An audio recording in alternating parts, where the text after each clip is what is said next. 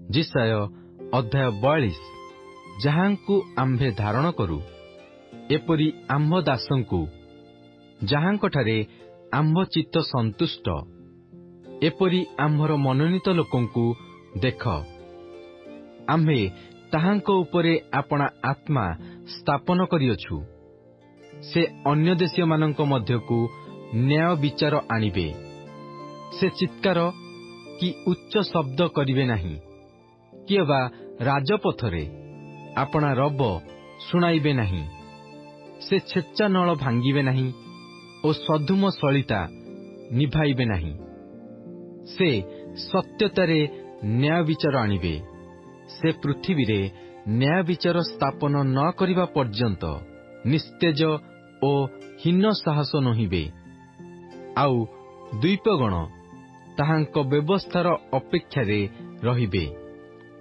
जे आकाशमंडल सृष्टि करी विस्तार कले, जे भूतल ओ तदुत्पन्न सकल बिछाइले, जे तही उपरिस्थ सकल लोकंकु निश्वास प्रश्वास दियंती ओ तन्मध्यरे गमनागमनकारी मानंकु प्राण दियंती, सेही सदाप्रभु परमेश्वर एही कथा कहंती। आम्भे सदाप्रभु धर्मरे तुम्हकु आह्वान करिअछु ओ तुम्भर हस्त धरी तुम्हकु रक्षा करिबु। आउ अंधमानंकर चक्षु प्रसन्न करिबा पई, बंदी मानंकु काराकूपरु ओ अंधकाररे बसिथिबा लोकमानंकु बंदी गृहरु बाहर करी आनिबा पई, आम्भे तुम्हकु लोकमानंकर नियम स्वरूप ओ अन्य देशीय मानंकर दीप्ति स्वरूप करी नियुक्त करिबु। आम्भे सदाप्रभु एही आम्भर नाम। पुणी आम्भे आपणा गौरव अन्यकु केबा आपणा प्रशंसा खोदित प्रतिमागणकु देबु नाही। देख, आद्य विषयमान सिद्ध हेला, आउ आम्भे नूतन विषयमान प्रकाश करू। से सबु अंकुरित हेबार पूर्वे तद्विषय आम्भे तुममानंकु जणाऊ। हे समुद्रगामी माने ओ समुद्र मध्यस्थित समस्ते, हे द्वीपगण ओ तनिवासी माने, तुम्हे समस्ते सदाप्रभुंक उद्देश्य नूतन गीत ओ पृथ्वीर प्रांतरु ताहांकर प्रशंसा गान कर। प्रांतर ओ तहिर नगर सकल, केदारर बसती ग्राम सकल उच्च रव करंतु। सेला निवासी माने गान करंतु। पर्वतगणर शिखररु सेमाने महानाद करंतु। सेमाने सदाप्रभुंकु गौरव दउंतु ओ द्वीप समूह मध्यरे ताहांकर प्रशंसा प्रचार करंतु। सदाप्रभु वीरतुल्य विजय करिबे। से जोद्धार न्याय आपणा उद्योग उत्तेजित करिबे। से उच्चैस्वर करिबे। हाँ, से महानाद करिबे। से आपणा शत्रुगणर प्रतिकूलरे प्रबल रूपरे कार्य करिबे। आम्भे दीर्घकाल नीरव होइअछु। आम्भे स्थिर होई आपणाकु क्षांत करिअछु। एबे आम्भे प्रसवकारिणी स्त्री परी डाक छाड़िबा। आम्भे एका बेले दीर्घ निश्वास टाणी व्यग्रचित हेबा।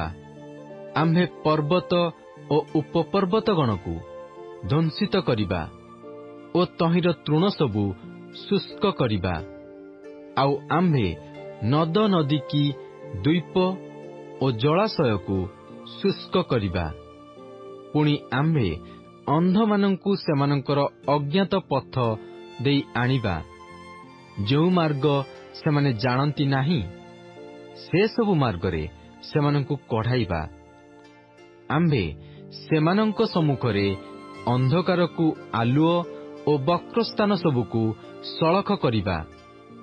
एही सबु कार्य आम्भे करी सेमानंकु परित्याग करिबा नाही। जो माने खोदित प्रतिमागणरे निर्भर करंती ओ छांचरे ढळा प्रतिमागणकु तुम्हे माने आम्भमानंकर ईश्वर बोली कहंती, सेमाने ବିମୁଖ ଓ ଅତିଶୟ ଲଜ୍ଜିତ ହେବେ। ହେ ବଧିରମାନେ ଶୁଣ, ହେ ଅନ୍ଧମାନେ ତୁମ୍ଭେମାନେ ଦେଖିବା ପାଇଁ ଅନାଅ। ଆମ୍ଭର ଦାସ ଛଡ଼ା ଅନ୍ଧ କିଏ? ଅବା ଆମ୍ଭ ପ୍ରେରିତ ଦୂତ ପରି ବଧିର କିଏ? ଆମ୍ଭ ସଙ୍ଗେ ମିଳନରେ ଥିବା ଲୋକ ପରି ଅନ୍ଧ ଓ ସଦାପ୍ରଭୁଙ୍କର ଦାସ ପରି ଅନ୍ଧ କିଏ? ତୁମ୍ଭେ ଅନେକ ବିଷୟ ଦେଖୁଅଛ, ମାତ୍ର ମନୋଯୋଗ କରୁନାହଁ। ତାହାର କର୍ଣ୍ଣ ମୁକ୍ତ ଅଛି, ମାତ୍ର ସେ ଶୁଣୁନାହିଁ। ସଦାପ୍ରଭୁ ଆପଣା ଧର୍ମ ସକାଶୁ ବ୍ୟବସ୍ଥାକୁ ମହତ୍ ଓ ସମ୍ଭ୍ରାନ୍ତ କରିବାକୁ ସନ୍ତୁଷ୍ଟ ହେଲେ। ମାତ୍ର ଏହି ଲୋକମାନେ ଅପହୃତ ଓ ଲୁଟିତ। ସେ ସମସ୍ତେ ଗର୍ତ୍ତରେ ପାଶବଦ୍ଧ ଓ କାରାଗାରରେ ଲୁଚା ଯାଇଅଛନ୍ତି। ସେମାନେ ଫୃତ ଧନ ହେବା ପାଇଁ ଅଛନ୍ତି, ପୁଣି ଉଦ୍ଧାରକର୍ତ୍ତା କେହି ନାହିଁ। ସେମାନେ ଲୁଟ୍ ସ୍ୱରୂପ ହେବା ପାଇଁ ଅଛନ୍ତି ଓ ଫେରାଇ ଦିଅ ବୋଲି କହିବା ପାଇଁ କେହି ନାହିଁ। ଏହି କଥାରେ ଯେ କର୍ଣ୍ଣପାତ କରିବ ଓ ଶ୍ରବଣ କରି ଭବିଷ୍ୟତ୍ କାଳ ନିମନ୍ତେ ମନୋଯୋଗ କରିବ, ତୁମ୍ଭମାନଙ୍କ ମଧ୍ୟରେ ଏପରି ଲୋକ କିଏ ଅଛି? ଯାକୁବକୁ ଲୁଟ୍ ସ୍ୱରୂପ ହେବା ପାଇଁ ଓ ଇସ୍ରାଏଲକୁ ଅପହାରକମାନଙ୍କ ହସ୍ତରେ କିଏ ସମର୍ପଣ କଲେ? ଯାହାଙ୍କ ବିରୁଦ୍ଧରେ ଆମ୍ଭେମାନେ ପାପ କରିଅଛୁ ଓ ଯାହାଙ୍କ ପଥରେ ଲୋକମାନେ ଗମନ କରିବାକୁ ସମ୍ମତ ନୋହିଲେ, ଅଥବା ସେମାନେ ଯାହାଙ୍କ ବ୍ୟବସ୍ଥାର ଆଜ୍ଞାକାରୀ ନୋହିଲେ, ସେହି ସଦାପ୍ରଭୁ କି ଏହା କରିନାହାନ୍ତି? ଏହେତୁ ସେ ତାହାର ଉପରେ ଆପଣା କ୍ରୋଧର ପ୍ରଚଣ୍ଡତା ଓ ଯୁଦ୍ଧର ପ୍ରବଳତା ଢାଳିଦେଲେ। ତହିଁରେ ତାହା ଚତୁର୍ଦିଗରେ ଅଗ୍ନି ଜଳି ଉଠିଲା, ମାତ୍ର ସେ ଜାଣିଲା ନାହିଁ। ପୁଣି ଅଗ୍ନି ତାହାକୁ ଦଗ୍ଧ କଲା, ତଥାପି ସେ ମନୋଯୋଗ କଲା ନାହିଁ।